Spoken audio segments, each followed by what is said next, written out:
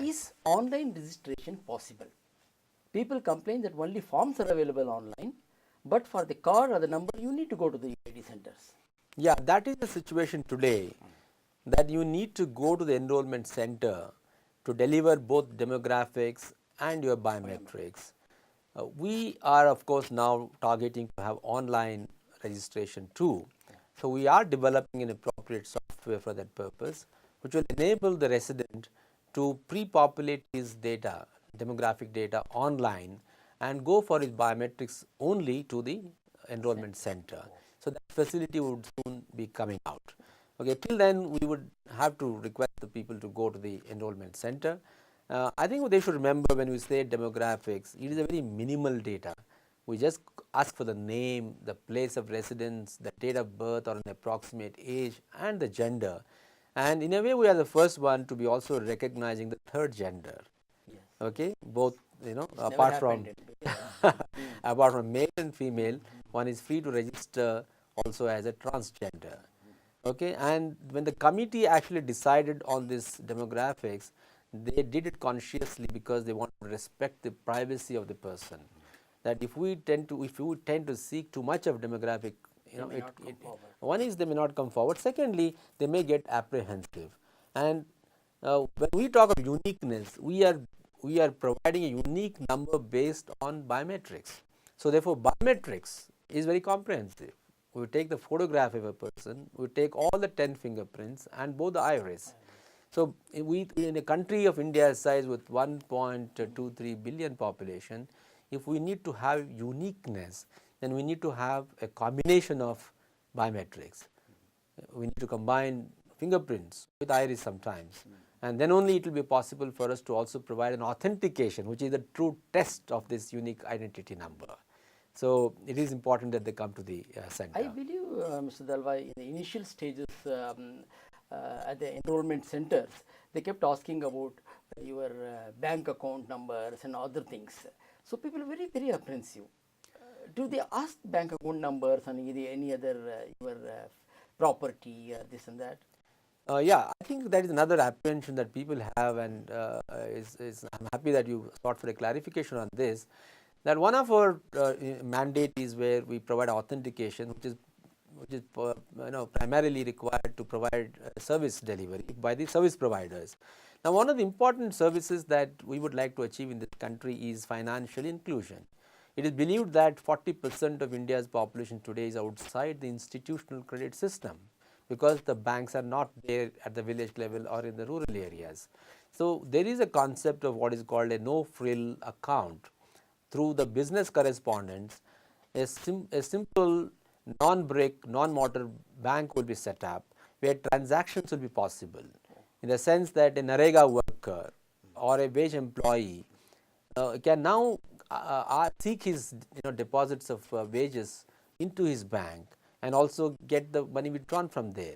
So this is going to be provided through the biometric facility that we have and the unique identity number. We have already created that basic infrastructure required to have this non-brick, non-mortar, no-frills account bank in all the rural areas.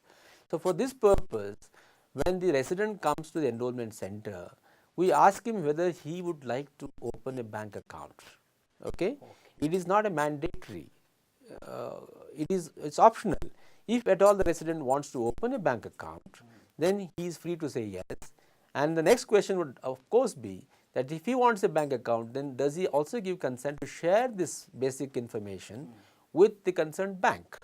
Okay, then we share the demographics only, not the biometrics. We share the demographics with the bank, because these 4 fields, which are called the Know Your Resident, have also been accepted as Know Your Customer fields by the bankers.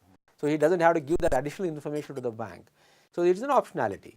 Secondly, if a resident already has a bank account, he wants now that to be linked to Aadhaar number, we would ask him whether he would like to link his existing bank account to an Aadhaar number. If he says yes, then we share it to the concerned bank. So this is purely an optionality. If you say no, we don't. You don't pressurize. We don't. Because it is not mandatory. It is an optional field. It is an option. You do ask people. We do ask the people because people may like to avail of this particular facility. It is better to give the number, link to the bank account number. Yeah, now I would leave that entire option to the citizens, but certainly for those poor people who do not have a bank account, For them it will be. and particularly for those people who do not have any branch in their bank branch in the village or in the nearby place, it would be certainly very useful to them to have this kind of an account opened, because then they have an access to a banking system. So the disclosure is voluntary, you mean? Yes, it's a voluntary disclosure, right? No need, nobody need pressure us. Not at all, not at all. In fact, we asked another question, that would you like your information to be shared with service provider, okay, like a state government, for example. If they say yes, we share that information with the state government, and then they link those services like old age pensions, scholarships, etc. to the Aadhaar number, because that is going to improve the effectiveness of the service delivery. Let us say, for example, today old age pensions, they are being delivered through India Post, and we really do not know whether it is reaching there. But when we have a service delivery based on Aadhaar, electronic transfer of benefits is going to be possible, which means that the government has to electronically transfer the benefits in the form of an old age pension to a resident directly into his bank account, which is opened through the no frills account Yes, under the financial inclusion. So, these kind of completion of the loop of the service delivery is what we are foreseeing in future. Very good clarification, Mr. Dalwai. Post offices can enroll just 40 to 50 persons a day. They give tokens for it to appear 6 months from now. You are right. January or February, some people told Yes. me. Is it wise? Yeah, certainly it's not wise. They don't have to now respond to those kind of tokens. Now I think they have the wider choice of approaching the enrollment center set up by Karnataka government. Government of Karnataka is one of our very prestigious registrars, and the Department of E-Governance is the nodal department for Karnataka state, and we have all support from the state of Karnataka. They are setting up large number of centers in the city, and they are also going out of way to make it friendly. For example, we know that large IT crowd in the city, for example. So, for them they are also providing night services.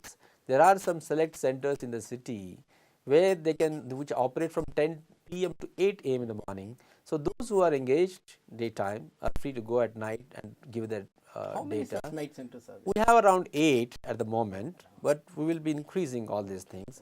And then How has been the response, night centers? there is a very good response, because there is a lot of people in Bangalore who extremely engaged during the daytime. They would like to avail of More other as on date around 192 centers are there. The ultimate ramp up would be 1,000 over the next few months. Are these centers open on Saturdays and Sundays too? Holidays? What about holidays? Yes, they are open. They are open, so they are. But I believe holidays they are not open. No, some of the centers would be open. As I Because said, not all. Last time into Ramzan, Yes, I think when people went there, they said it is closed. you are right. You are right. All centers would not be open on every holiday, but these citizen friendly centers would be kept open. Yeah. Okay, fine. Why don't we introduce counters in gated communities or clubs? Don't you think it will hasten up the enrollment? Yeah, it certainly would happen. In fact, we keep getting a lot of requests from such bulk consumers. Yes, yeah. We have already set up many centers like this, and a number of people have already availed themselves of this facility. Like we had enrollment for the CRPF, where about 4,000 people got themselves enrolled. Number of apartment residents and institutions like IISc, National Law School, many of the IT companies have made a request, and we try to accommodate them.